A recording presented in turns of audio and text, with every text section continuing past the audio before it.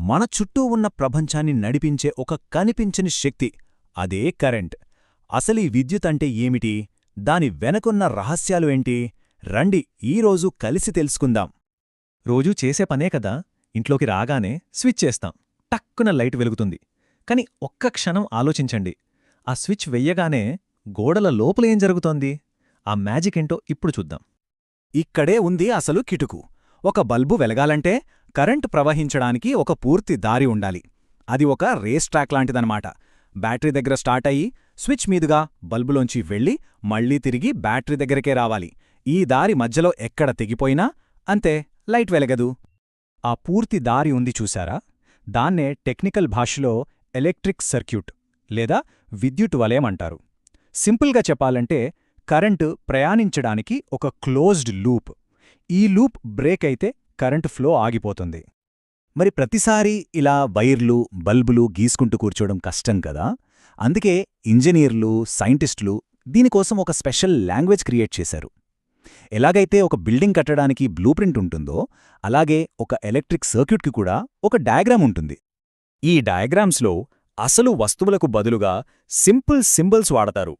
అదొక secret code లాంటిదన్నమాట. కానీ కంగారు పడకండి, నేర్చుకోవడం చాలా చాలా ఈజీ. ఫర్ ఎగ్జాంపుల్, ఒక సెల్ లేదా బ్యాటరీని తీసుకోండి. దాన్ని గీయడానికే బదులుగా జస్ట్ ఇలా ఒక పొడవు గీత, ఒక పొట్టి గీత గీస్తారు. ఆ పొడవు గీత ప్లస్, పొట్టి గీత మైనస్. ఎంత సింపుల్ కదా. ఇక బల్బు విషయానికి వస్తే దాన్ని బొమ్మ గీయక్కర్లేదు. సింపుల్గా ఒక సర్కిల్ గీసి లోపల ఒక ఎక్స్ పెడితే చాలు. ఈ సింబల్ చూస్తే చాలు, ఎవరికైనా అది బల్బని ఈజీగా అర్థమైపోతుంది. సరే, ఇక్కడ కొన్ని బేసిక్ సింబల్స్ ఉన్నాయి. సెల్, బల్బ్ గురించి మనకు ఆల్రెడీ తెలుసు. ఇప్పుడు స్విచ్ చూడండి. దారిని కలిపితే అది ఆన్, దారి తెరిచుంటే అది ఆఫ్. ఇక ఒకటి కంటే ఎక్కువ సెల్స్ను కలిపితే దాన్ని బ్యాటరీ అంటాం. దాని సింబల్ ఇలా వరుసగా ఉంటుంది.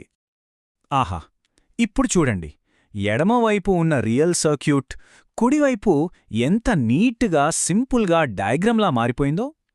ఈ సింబల్స్ వాడి ఎంత పెద్ద కాంప్లెక్స్ సర్క్యూట్నైనా పేపర్ మీద చాలా క్లియర్గా చూపించవచ్చు. ఓకే, సర్క్యూట్ బ్లూప్రింట్స్ ఎలా చదవాలో మనకొక ఐడియా వచ్చింది. బావుంది. కానీ అసలు ఈ సర్క్యూట్లోంచి కరెంట్ వెళ్ళినప్పుడు ఏం జరుగుతుంది? అది ఎలాంటి మ్యాజిక్ చేస్తుంది? దాని ఎఫెక్ట్స్ ఏంటో ఇప్పుడు చూద్దాం. కరెంట్ యొక్క first and most common effect heat, వేడి పుట్టించడం. ఎప్పుడైనా గమనించారా? ఫోన్ ఛార్జర్ కాసేపయ్యాక వేడెక్కుతుంది కదా.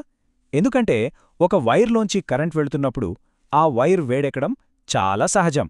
అదే హీటింగ్ ఎఫెక్ట్ అన్నమాట. దీనికి బెస్ట్ ఎగ్జాంపుల్ మన పాతకాలపు పసుపు బల్బులు. వాటిలోపల ఉండే ఆ సన్నటి తీగ, అదేనండి ఫిలమెంట్. దానిలోంచి కరెంట్ పాస్ అయినప్పుడు అది ఎంతలా వేడెక్కుతుందంటే ఎర్రగా కాలి వెలుతురునిస్తుంది. అంటే ఇక్కడ హీట్ లైట్గా మారుతుందన్నమాట. ఈ హీటింగ్ ఎఫెక్ట్ని మనం చాలా చోట్ల వాడుకుంటాం. Iron box, water heater, room heater, వీటన్నింటిలో ఉండే కాయిల్స్ చేసే పని ఇదే, కరెంట్ని వేడిగా మార్చడం. ఇక రెండో ఎఫెక్ట్, ఇది కాస్త సర్ప్రైజింగ్గా ఉంటుంది. కరెంట్ కేవలం వేడిని మాత్రమే కాదు, మ్యాగ్నెటిజంని అంటే అయస్కాంతత్వాన్ని కూడా సృష్టిస్తుంది.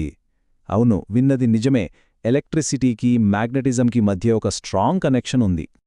ఈ అద్భుతమైన నిజాన్ని మొట్టమొదట కనుగొన్నది హన్స్ క్రిస్టియన్ వోర్స్టెడ్ అనే సైంటిస్ట్.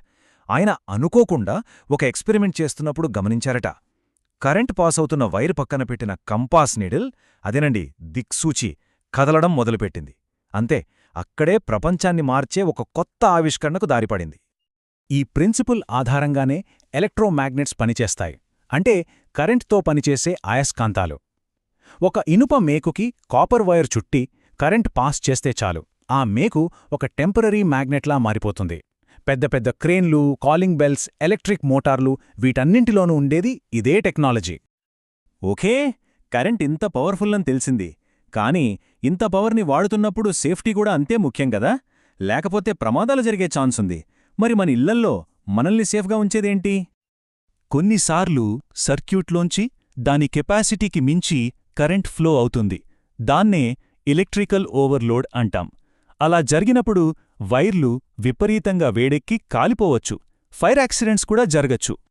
సో ఇలాంటి ఓవర్లోడ్ ప్రమాదాల నుంచి మనల్ని కాపాడటానికే సేఫ్టీ డివైజ్లు వచ్చాయి. అవే ఫ్యూజ్లు మరియు ఎంసీబీలు. ఎంసీబీ అంటే మినియేచర్ సర్క్యూట్ బ్రేకర్. ఒకటి పాతతరం హీరో అయితే మరొకటి కొత్తతరం సూపర్ హీరో. వీటి మధ్య తేడా సింపుల్. ఫ్యూజ్లో ఒక సన్నని వైరుంటుంది. ఎక్కువ కరెంట్ వస్తే ఆ వైర్ తనని తాను కాల్చుకొని కరిగిపోయి సర్క్యూట్ని బ్రేక్ చేస్తుంది. అంటే అదొక one time safety device.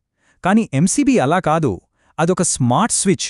Overload అవ్వగానే ఆటోమేటిక్గా ట్రిప్ అంటే ఆఫ్ అయిపోతుంది. అందుకే ఇప్పుడు మన ఇళ్లల్లో ఎక్కువగా ఎంసీబీలే కనిపిస్తాయి. ఎందుకంటే ఫ్యూజ్ పోతే మళ్ళీ కొత్తది వెయ్యాలి. కాని ఎంసీబీ ట్రిప్ అయితే ప్రాబ్లమేంటో చెక్ చేసి మళ్ళీ ఆ స్విచ్ని పైకి లేపితే చాలు, పవర్ వచ్చేస్తుంది. చాలా సేఫ్, చాలా కన్వీనియంట్.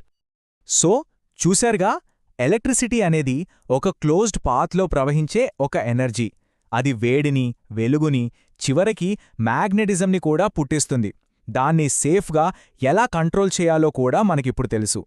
మరి మన జీవితాల్ని పూర్తిగా మార్చేసిన ఈ అదృశ్య శక్తి ఫ్యూచర్లో ఇంకెలాంటి అద్భుతాలకు దారితీస్తుందో ఆలోచించారా? ఈ ప్రశ్నతోనే ఈరోజు ఈ విశ్లేషణను ముగిద్దాం. నాతో పాటు ఈ ప్రయాణం చేసినందుకు ధన్యవాదాలు.